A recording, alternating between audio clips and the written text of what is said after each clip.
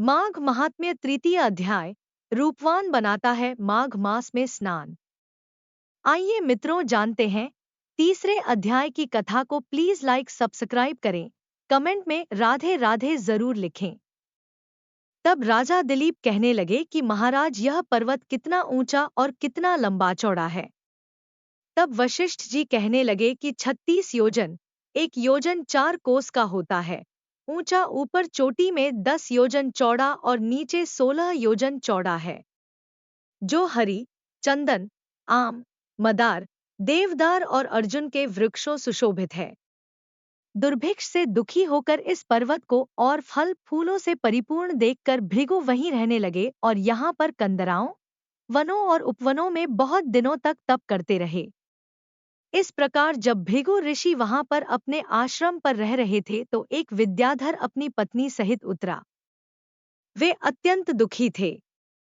उन्होंने भृगु ऋषि को प्रणाम किया और ऋषि ने बड़े मीठे स्वर में उनसे कहा कि हे विद्याधर, तुम बड़े दुखी दिखाई देते हो, इसका क्या कारण है?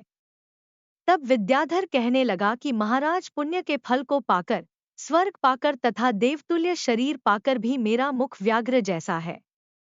मेरे दुख और अशांति का यही एक कारण है, न जाने किस पाप का फल है। मेरे चित्त की व्याकुलता का दूसरा कारण भी सुनिए। मेरी पत्नी अति रूपवती, मीठा वचन बोलने वाली, नाचने और गाने की कला में अति प्रवीण, शुद्ध चित्त वाली, सातों सुरों वाली, वीणा बजाने वाली, जिसने अपने कंठ से गाकर नारद जी को प्रसन्न किया, नाना स्वरों के नाद से वीणा बजाकर कुबेर को प्रसन्न किया, अनेक प्रकार के नाच ताल से शिवजी महाराज भी अति प्रसन्न और रोमांचित हुए। शील, उदारता, रूप तथा यौवन में स्वर्ग की कोई अप्सरा भी इस जैसी नहीं है।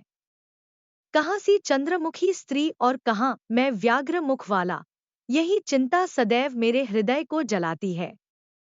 विद्याधर के ऐसे वचन सुनकर तीनों लोकों की भूत, भविष्य और वर्तमान की बात जानने वाले तथा दिव्य दृष्टि वाले ऋषि कहने लगे कि हे विद्याधर, कर्म के विचित्र फलों को प्राप्त होकर ज्ञानी पुरुष भी मोह को प्राप्त हो जाते हैं। मक्खी के पैर जितना विष भी प्राण लेने वाला हो जाता है। छोटे छोटे पापों का फल भी अत्यंत दुखदायी हो जाता है। तुमने माघ मास की एकादशी का व्रत करके द्वादशी न आने तक शरीर में तेल लगाया, इसी पाप कर्म से व्याघ्र हुए। एकादशी के दिन उपवास करके द्वादशी को तेल लगाने से राजा पुरुरवा ने भी कुरूप शरीर पाया था। तब वह अपने कुरूप शरीर को देखकर दुखी होकर हिमालय पर्वत पर देव सरोवर के किनारे पर गया। प्रीतिपूर्वक शुद्ध स्नान कर कुशा के आसन पर बैठकर भगवान कमल नेत्र, शंख, चक्र, गदा, पद्म के धारण करने वाले पीतांबर पहने, वनमाला धारण किए हुए विष्णु का चिंतन करते राजा पुरुरवा ने 3 मास तक निराहार रहकर भगवान का चिंतन किया। इस प्रकार 7 जन्मों में प्रसन्न होने वाले भगवान राजा के 3 महीने के तप से ही अति प्रसन्न हो गए और माघ की शुक्ल पक्ष की एकादशी को प्रसन्न होकर भगवान ने अपने शंख के जल से राजा को पवित्र किया। भगवान ने उसके तेल लगाने की बात याद दिलाकर सुंदर देवताओं का सा रूप दिया, जिसको देखकर उर्वशी भी उसको चाहने लगी और राजा कृतकृत्य होकर अपनी पुरी को चला गया। भृगु ऋषि कहने लगे कि हे विद्याधर, इसलिए तुम क्यों दुखी होते हो? यदि तुम अपना यह राक्षसी रूप छोड़ना चाहते हो तो मेरा कहना मानकर जल्दी ही पापों को नष्ट करने वाली हेमकूट नदी में माघ में स्नान करो, जहां पर ऋषि सिद्ध देवता निवास करते हैं। अब मैं इसकी विधि बतलाता हूँ। तुम्हारे भाग्य से माघ मास आज से 5वें दिन ही आने वाला है। पौष शुक्ल एकादशी से इस व्रत को आरंभ करो। भूमि पर सोना, जितेंद्रिय रहकर दिन में 3 समय स्नान करके महीना भर निराहार रहो।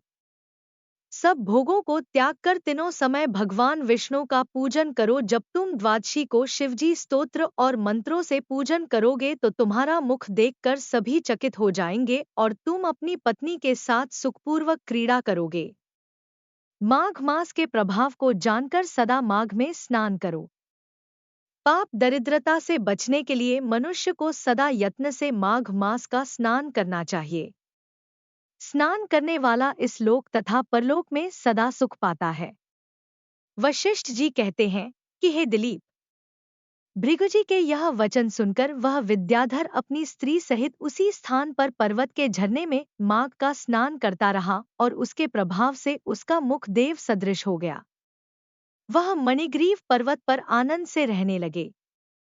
भृगुजी भी नियम की समाप्ति पर शिष्यों सहित इवा नदी के तट पर आ गए। धन्यवाद। राधे राधे।